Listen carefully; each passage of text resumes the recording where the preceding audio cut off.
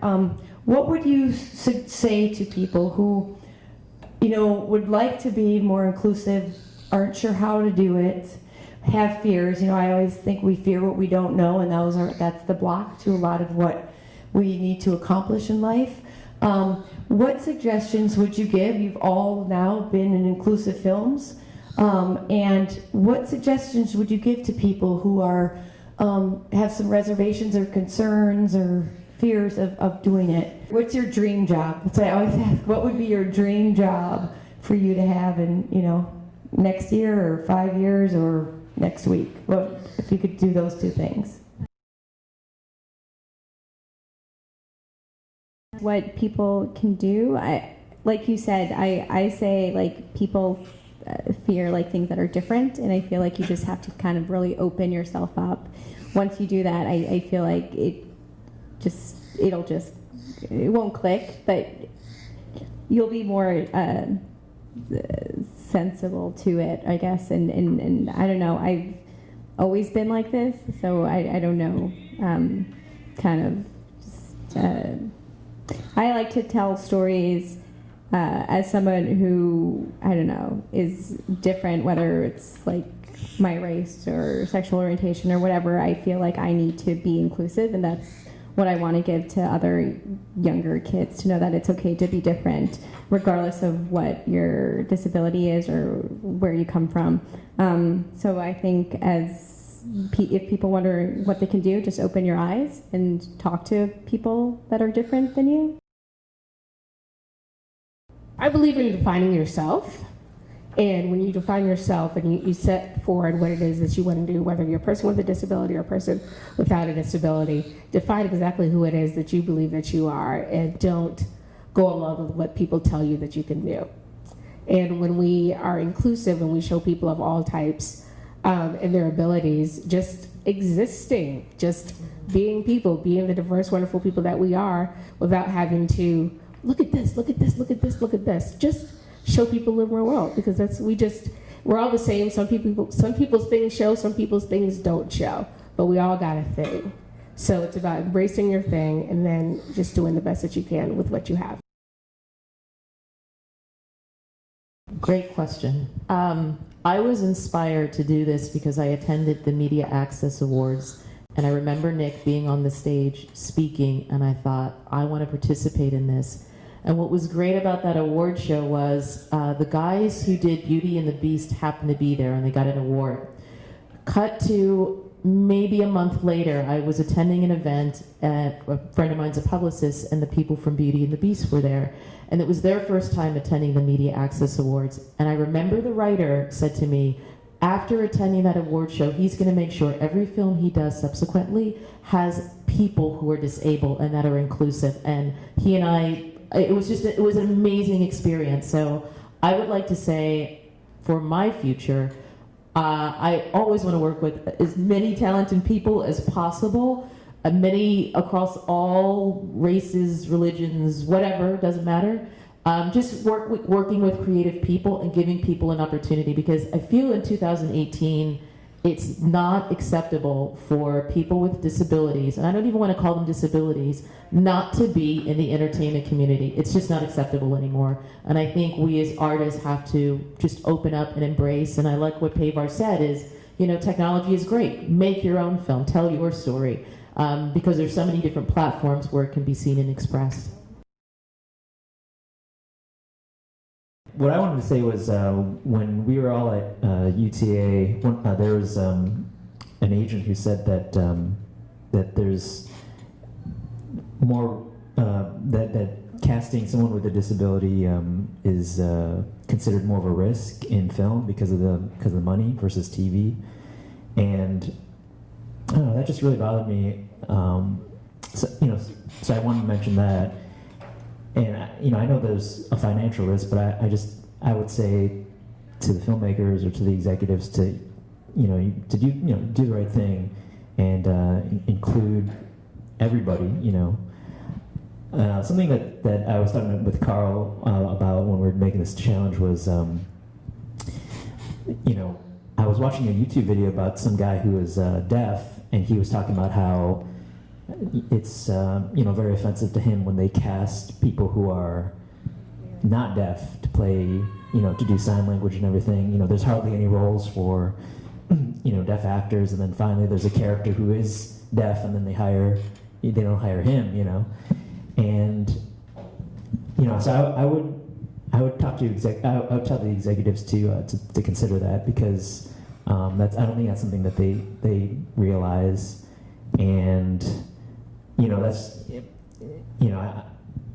I would say that for instance, Hollywood used for Asian actors, Hollywood used to cast non-Asian actors to play Asian roles, and nowadays people can see a little bit better that no amount of CGI or makeup can make a non-Asian actor into an Asian character. And I would say the same thing goes for someone who is deaf, versus they give a more authentic performance than someone who just learned how to do sign language for like a couple weeks or something like that. So what I would just tell executives and other filmmakers that do the right thing. I know it's less of a risk, but it's going to come across as offensive and inauthentic. So. I've been in this disability and been a member of the club now for over 30 years. And as far as acting, I've been a disability advocate for performers with disability for over 25 years now. And I can remember when I lost my hands over 30 years ago. I was a classically trained pianist. I studied piano, started playing piano when I was 3, started taking lessons when I was 4. I studied piano for 17 years. And when I lost my hands, I'd studied piano for over half my life. And I was a music major and theatrical drama major in college and all that, and went straight into performing. But I remember right after I lost my hands, I saw Harold Russell, and I didn't know anything about him. He was in an episode of China Beach, and he played Dana Delaney's character's grandfather. And he came back home, and he was holding the cup by the top of a styrofoam cup, by the top of it. And I go, that guy's really an amputee.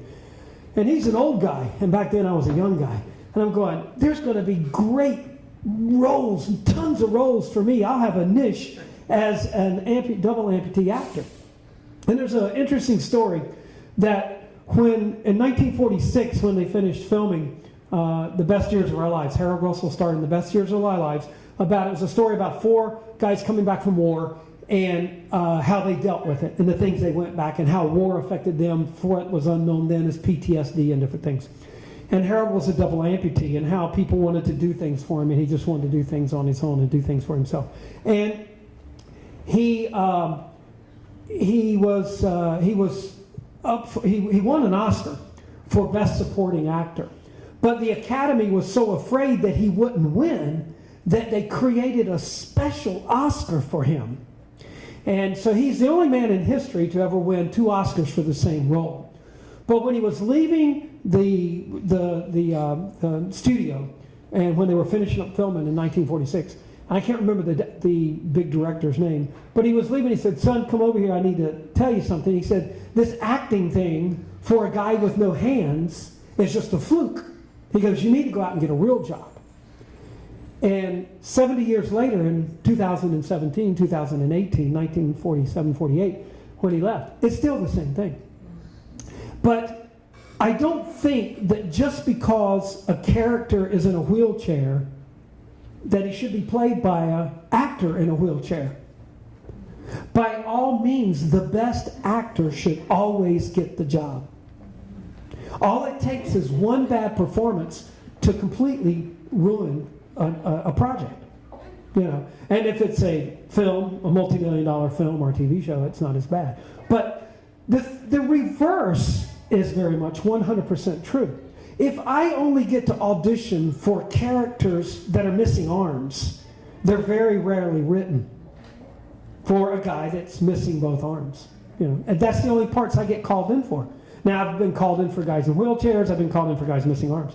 But until I get to play the dad, or now the granddad, or the lab rat that works in a lab somewhere doing something, or the banker or the lawyer that just happens to be missing arms. That's when we will have equality. Not that I get to go audition for all the thousands of roles of guys with no hands, because they're not going to be written. But when I get to go be the dad or the banker or the lawyer, that's when that we will have some sort of equality in the. And I've been at this for almost 30 years. So I'm a member of the National SAG-AFTRA PWD committee, and we've been after it for many years. But that's when it'd be the same. I mean, I auditioned the other day. This third time I've been brought in for Shameless, and the casting director, big casting director, John Levy, he goes, "John, you did a great read."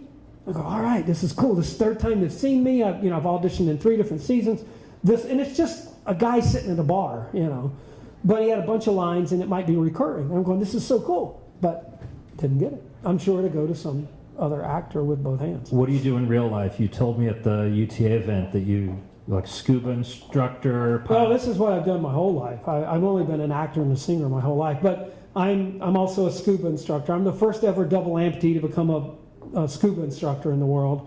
And I'm a private pilot. I'm the first. So, I mean, you think the roads are not safe? They're not even safe to fly now.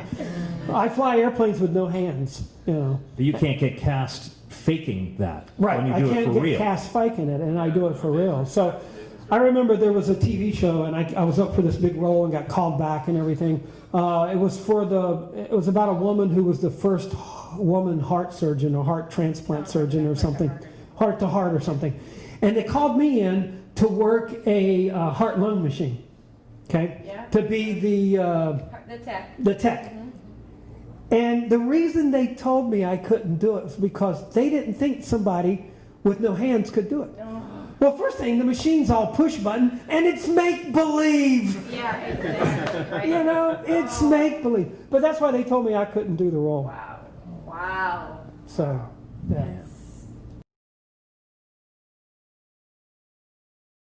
Want to piggyback a little bit, saying the best actor should get the role. Before actually shooting the film challenge, I found out about it a week and a half before it actually happened, and I'd happened to go to a house party of a friend where there was a casting director, and she told me that she never gets submissions from disabled actors for just roles for actors without disability. But what's interesting to me is I think given opportunities to people, it doesn't just mean like, oh, I'm going to cast somebody in a role. There's a whole other industry piece of this that I think also needs to be addressed too, because it's like I can say like, absolutely, I want to put and be more inclusive, put people with disabilities in my films, but until the rest of the industry also then does that too, will I think there be a true shift? I mean, obviously that's sort of the visible aspect of it by putting people in front of the camera. But I think the behind the camera piece is really important too. I mean, one thing that nobody's talking about, and something that we're going to be addressing through Mother Road Studios, is the unions.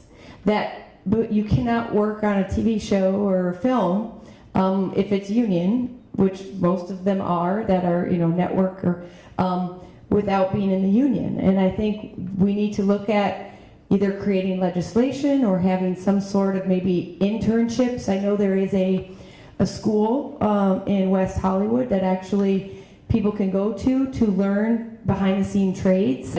They're just focused for people who want to get into the industry, and you learn different behind the scene trades, and then you kind of get kind of grandfathered in or some into the union somehow. And because that's a big issue, is finding work for people and having to get union work if they can barely even if there's no opportunities for anything for them.